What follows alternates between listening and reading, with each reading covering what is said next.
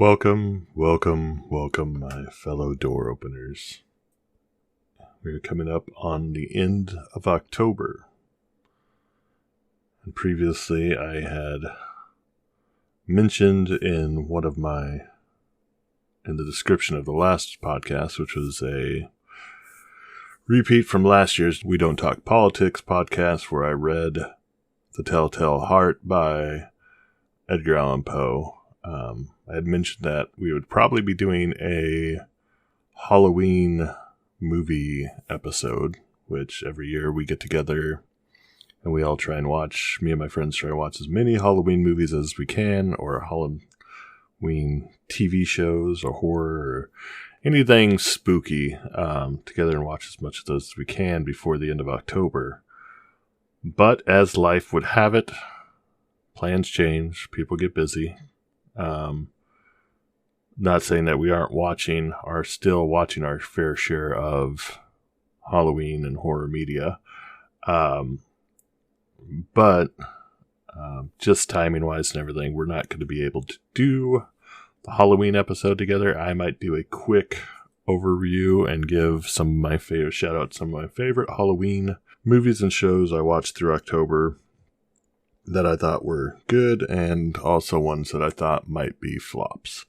But yeah, so we'll see how that goes. But either way, in place of that, I decided to do another reading by Edgar Allan Poe.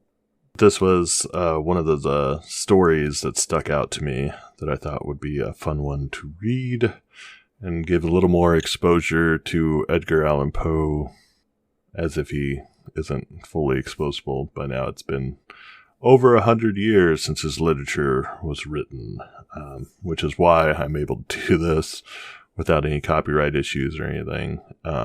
It's now public domain since it's been out for 100 years. I think it's 125 years it has to be.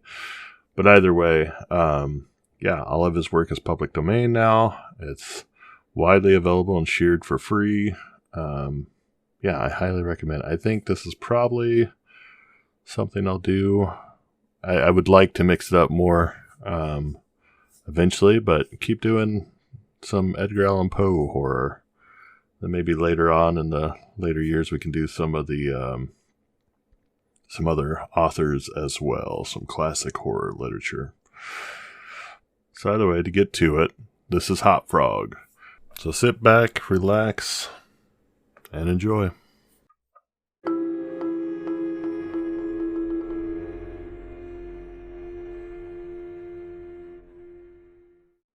Hot Frog by Edgar Allan Poe. Published 1849. I never knew anyone so keenly alive to a joke as the king was. He seemed to live only for joking. To tell a good story of the joke kind, and to tell it well, was the surest road to his favor. Thus it happened that 7 ministers were all noted for their accomplishments as jokers.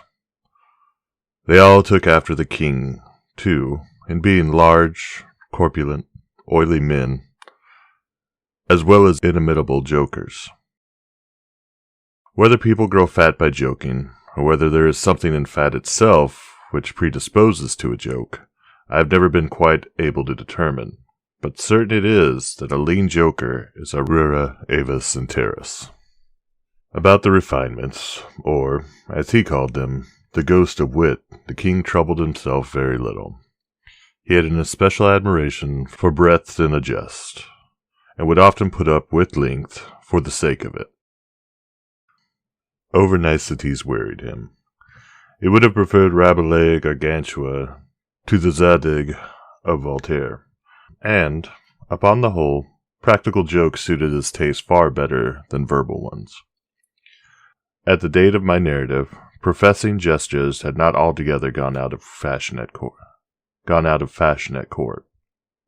Several of the great continental powers still retained their fools, who wore motley, with caps and bells, and were expected to be always ready with sharp witticisms, at a moment's notice, in consideration of the crumbs that fell from the royal table. Our king, as a matter of course, retained his fool. The fact is, he required something in the way of folly, if only to counterbalance the heavy wisdom of the 7 wise men who were his ministers, not to mention himself. His fool, or professional jester, was not only a fool, however. His value was trebled in the eyes of the king by the fact of his being also a dwarf and a cripple. Dwarfs were as common at court in these days as fools, and many monarchs would have found it difficult to get through their days are rather longer at court than elsewhere, without both a jester to laugh with and a dwarf to laugh at. But, as I have already observed, your jesters, in 99 cases out of 100, are fat, round, and unwieldy. So that it was with no small source of self-gratulation with our king that, in Hop Frog, this was the fool's name, he possessed a triplicate treasure in one person. I believe the name Hop Frog was not that given to the dwarf by his sponsors at baptism, but it was conferred upon him by general consent of the several ministers, on account of his inability to walk as other men do. In fact, Hop Frog could only get along by a sort of interjectional gait, something between a leap and a wriggle, a movement that afforded a limitable amusement, and of course consolation, to the king, for notwithstanding the protuberance of his stomach and a constitutional swelling of the head, the king, by his whole court, was accounted a capital figure. But although Hop Frog, through the distortion of his legs, could move only with great pain and difficulty along a road or floor, the prodigious muscular power which nature seemed to have bestowed upon his arms, by way of compensation for deficiency in the lower limbs, enabled him to perform many feats of wonderful dexterity. Where trees or ropes were in question, or anything else to climb, at such exercises he certainly much more resembled a squirrel or a small monkey than a frog. I am not able to say, with precision, from what country Hop Frog originally came. It was from the same barbarous region, however, that no person ever heard of, a vast distance from the court of our king. Hop Frog and a young girl very little less dwarfish than himself, although of exquisite proportions and a marvelous dancer, had been forcibly carried off from their respective homes in adjoining provinces, and sent as presents to the king by one of his ever-victorious generals. Under these circumstances, it is not to be wondered at that a close intimacy arose between the 2 little captives. Indeed, they soon became sworn friends. Hop Frog, who, although he had made a great deal of sport, was by no means popular, had it not in his power to render Trippetta many services. But she, on account of her grace and exquisite beauty, although a dwarf, was universally admired and petted, so she possessed much influence, and never failed to use it, whenever she could, for the benefit of Hop Frog. On some grand state occasion, I forgot what, the king determined to have a masquerade, and whenever a masquerade or anything of that kind occurred at our court, then the talents both of Hop Frog and Trippetta were sure to be called into play. Hop Frog, in especial, was so inventive in the way of getting up pageants, suggesting novel characters and arranging costumes for masked balls, that nothing could be done, it seems, without his assistance. The night appointed for the fete had arrived. A gorgeous hall had been fitted up, under Trippetta's eye, with every kind of device which could possibly give éclat to a masquerade. The whole court was in a fever of expectation. As for costumes and characters, it might well be supposed that everybody had come to a decision on such points. Many had made up their minds as to what roles they should assume, a week or even a month in advance, and, in fact, there was not a particular of indecision anywhere, except in the case of the king and his 7 ministers. Why they hesitated I could never tell, unless they did it by a way of a joke. More probably, they found it difficult, on account of being so fat, to make up their minds. At all events, time flew, and as a last resort they sent for Trippetta and Hop Frog. When the 2 little friends obeyed the summons of the king, they found him sitting at his wine with the 7 ministers of his cabinet council. But the monarch appeared to be in a very ill humor. He knew that Hop Frog was not fond of wine, for it excited the poor cripple almost to madness, and madness is no comfortable feeling. But the king loved his practical jokes, and took pleasure in forcing Hot Frog to drink, and as the king called it, to be merry. "Come here, Hot Frog," said he, as the jester and his friends entered the room. "Swallow this bumper to the health of your absent friends." Here Hot Frog sighed. "And then let us have the benefit of your invention. We want characters. Characters, man! Something novel, out of the way. We are wearied with his everlasting sameness. Come, drink! The wine will brighten your wits." Hot Frog endeavored, as usual, to get up a jest in reply to these advances from the king, but the effort was too much. It happened to be the poor dwarf's birthday, and the command to drink to his absent friends forced the tears to his eyes. Many large, bitter drops fell in the goblet as he took it, humbly, from the hand of the tyrant. "Ah, ha, ha!" roared the latter, as the dwarf reluctantly drained the beaker. "See what a glass of good wine can do! Why, your eyes are shining already!" Poor fellow. His large eyes gleamed rather than shone, for the effect of wine on his excitable brain was not more powerful than instantaneous. He placed the goblets nervously on the table, and looked round upon the company with a half-insane stare. They all seemed highly amused at the success of the king's joke. "And now to business," said the Prime Minister, a very fat man. "Yes," said the king. "Come, lend us your assistance. Characters, my fine fellow. We stand in need of characters, all of us. Ha, ha, ha!"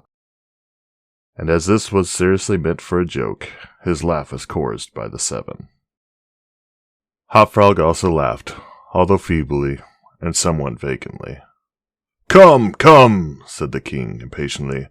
"Have you nothing to suggest?" "I'm endeavoring to think of something novel," replied the dwarf, abstractedly, as he was bewildered by the wine. "Endeavoring?" cried the tyrant, fiercely. "What do you mean by that? Ah, I perceive. You are sulky, and want more wine. Here, drink this," as he poured out another goblet full and offered it to the cripple, who merely gazed at it, gasping for breath. "Drink, I say," shouted the monster, "or by the fiends!" The dwarf hesitated. The king grew purple with rage.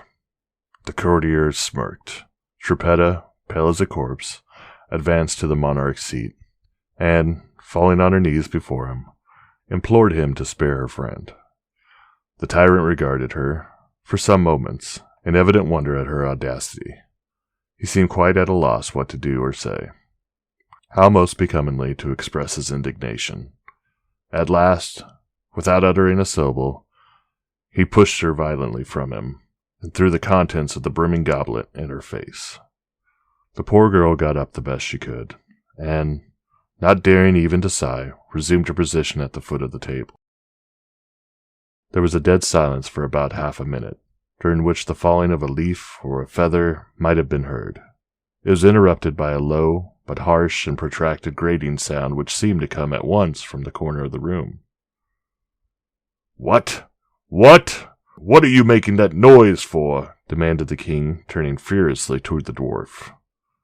The latter seemed to have recovered, in great measure, from his intoxication, and looked fixedly, but quietly, into the tyrant's face, merely ejaculated, "I? I? How could it have been me?" "The sound appeared to come from without," observed one of the courtiers. "I fancy it was the parrot at the window, wetting his bill upon his cage wires." "True," replied the monarch, as if relieved by the suggestion. "But on the honor of a knight, I could have sworn it was the gritting of this vagabond's teeth." Hereupon the dwarf laughed. The king was too confirmed a joker to object to one's laughing, and displayed a set of large, powerful, and very repulsive teeth. Moreover, he avowed his perfect willingness to swallow as much wine as desired. The monarch was pacified, and having drained another bumper with no very perceptible ill effect, Hot Frog entered at once, and with spirit, into the plans for the masquerade. I cannot tell what was the association of idea, observed he very tranquilly, as if he had never tasted wine in his life. But just after your majesty had struck the girl and thrown the wine in her face, just after your majesty had done this, and while the parrot was making that odd noise outside the window, there came into my mind a capital diversion, one of my own country frolics, often enacted among us at our masquerades, but here it will be new altogether. Unfortunately, however, it requires a company of 8 persons, and— "Here we are!" cried the king, laughing at his acute discovery of the coincidence. 8 to a fraction. I and my 7 ministers. Come, what is the diversion? We call it, replied the cripple, 8 chained orangutans. And it really is exciting sport if well enacted. We will enact it, remarked the king, drawing himself up and lowering his eyelids. The beauty of the game, continued Hop Frog, lies in the fright it occasions among the women. Capital! Roared in chorus the monarch and his ministry. I will equip you as orangutans, proceeded the dwarf. Leave all that to me. The resemblance shall be so striking that the company of masqueraders will take you for real beasts, and of course they will be as much terrified as astonished. Oh, this is exquisite! Exclaimed the king. Hop Frog, I will make a man of you. The chains are for the purpose of increasing the confusion by their jangling. You are supposed to have escaped en masse from your keepers. Your Majesty could not conceive the effect produced at a masquerade by 8 chained orangutans, imagined to be real ones by most of the company, and rushing in with savage cries among the crowd of delicately and gorgeously inhabited men and women. The contrast is inimitable.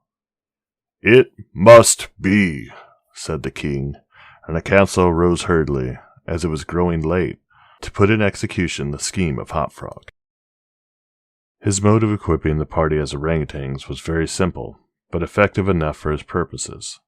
The animals in question had, at the epoch of my story, very rarely seen in any part of the civilized world, and as the imitations made by the dwarf were sufficiently beast-like and more than sufficiently hideous, their truthfulness to nature was thus thought to be secured. The king and his ministers were first encased in tight-fitting stockinette shirts and drawers. They were then saturated with tar.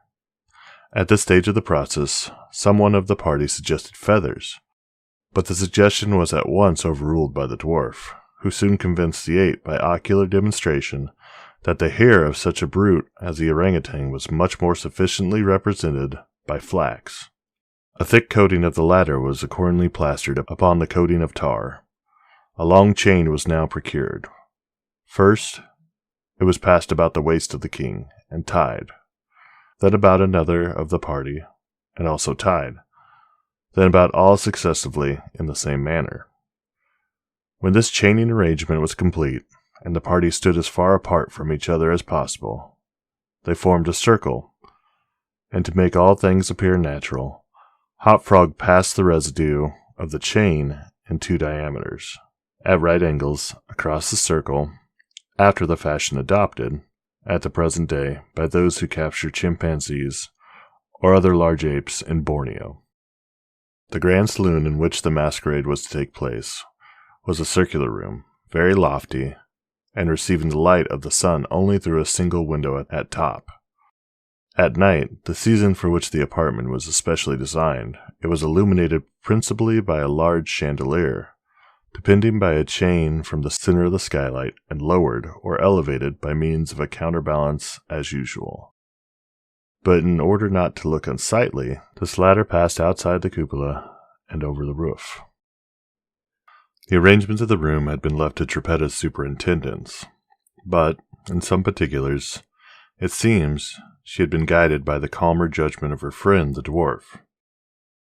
At his suggestion it was that, on this occasion, the chandelier be removed, its waxen drippings, which, in weather so warm it was quite impossible to prevent, would have been seriously detrimental to the rich dresses of the guests, who, on account of the crowded state of the saloon, could not all be expected to keep from out its center, that is to say, from under the chandelier.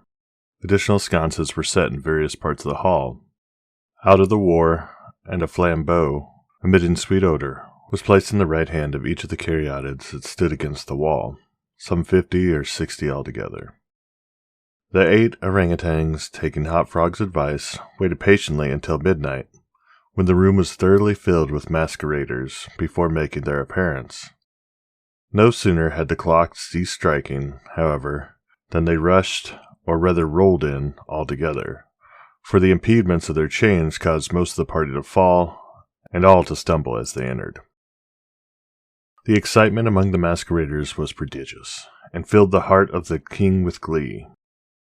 As he had anticipated, there were not a few of the guests who had supposed the ferocious-looking creatures to be beasts of some kind in reality, if not precisely orangutans. Many of the women swooned with affright, and had not the king taken the precaution to exclude all weapons from the saloon, his party might soon have expiated their frolic in their blood.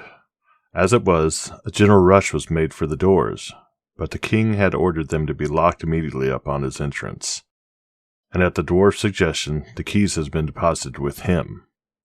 While the tumult was at its height, and each masquerader attentively only to his own safety, for, in fact, there was much real danger from the pressure of the excited crowd, the chain by which the chandelier ordinarily hung, and which had been drawn up on its removal, might have been seen very gradually to descend until its hooked extremity came within 3 feet of the floor. Soon after this, the king and his 7 friends, having reeled about the hall in all directions, found themselves at length in its center, and of course in immediate contact with the chain. While they were thus situated, the dwarf, who had followed noiselessly at their heels, inciting them to keep up the commotion, took hold of their own chain at the intersection of the 2 portions which had crossed the circle diametrically and at right angles. Here, with the rapidity of thought, he inserted the hook from which the chandelier had been wont to depend, and in an instant, by some unseen agency, the chandelier chain was drawn so far upward as to take the hook out of reach, and, as an inevitable consequence, to drag the orangutans together in close connection and face to face. The masqueraders by this time had recovered in some measure from their alarm, and, beginning to regard the whole matter as well-contrived pleasantry, set up a loud shout of laughter at the predicament of the apes. "Leave them to me!" now screamed Hop Frog, his shrill voice making itself easily heard through the din. "Leave them to me! I fancy I know them. If I can only get a good look at them, I can soon tell who they are." Here, scrambled over the heads of the crowd, he managed to get to the wall, when, seizing a flambeau for one of the caryatids, he returned as he went to the center of the room, leaping, with the agility of a monkey, upon the king's head, and thence clambered a few feet up the chain, holding down the torch to examine the group of orangutans, and still screaming, "I shall soon find out who they are!" And now, while the whole assembly, the apes included, were convulsed with laughter, the jester suddenly uttered a shrill whistle, when the chain flew violently up for about 30 feet, dragging with it the dismayed and struggling orangutans, and leaving them suspended in mid-air between the skylight and the floor. Hop Frog, clinging to the chain as it rose, still maintained his relative position in respect to the 8 maskers, and still, as if nothing were the matter, continued to thrust his torch down toward them, as though endeavoring to discover who they were. So thoroughly astonished was the whole company at the ascent, that a dead silence of about a minute's duration ensued. It was broken just by such a low, harsh, grating sound as had before attracted the attention of the king and his counselors when the former threw the wine in the face of Trippetta. It was just broken by such a low, harsh, grating sound as had before attracted the attention of the king and his counselors when the former threw the wine in the face of Trippetta. But, on the present occasion, there could be no question as to whence the sound issued. It came from the fang-like teeth of the dwarf, who had ground them and gnashed them as he foamed at the mouth, and glared with an expression of maniacal rage into the upturned countenances of the king and his 7 companions. "Aha!" said at length the infuriated jester. "Aha! I begin to see who these people are now." Here, pretending to scrutinize the king more closely, he held the flambeau to the flaxen coat which enveloped him, and which instantly burst into a sheet of vivid flame. In less than half a minute the whole 8 orangutans were blazing fiercely, amid the shrieks of the multitude who gazed at them from below, horror-stricken, and without the power to render them the slightest assistance. At length the flames, suddenly increasing in virulence, forced the jester to climb higher up the chain, to be out of their reach, and as he made this movement, the crowd again sank, for a brief moment, into silence. The dwarf seized the opportunity and once more spoke. "I now see distinctly," he said, "what manner of people these maskers are. They are a great king and his 7 privy councillors. A king who does not scruple to strike a defenseless girl, and his 7 councillors who abet him in the outrage. As for myself, I am simply Hopfrog, the jester, and this is my last jest." Owing to the high combustibility of both the flax and the tar to which it adhered, the dwarf had scarcely made an end of his brief speech before the work of vengeance was complete. The 8 corpses swung in their chains, a fetid, blackened, hideous, and indistinguishable mass. The cripple hurled his torch at them, clambered leisurely to the ceiling, and disappeared through the skylight.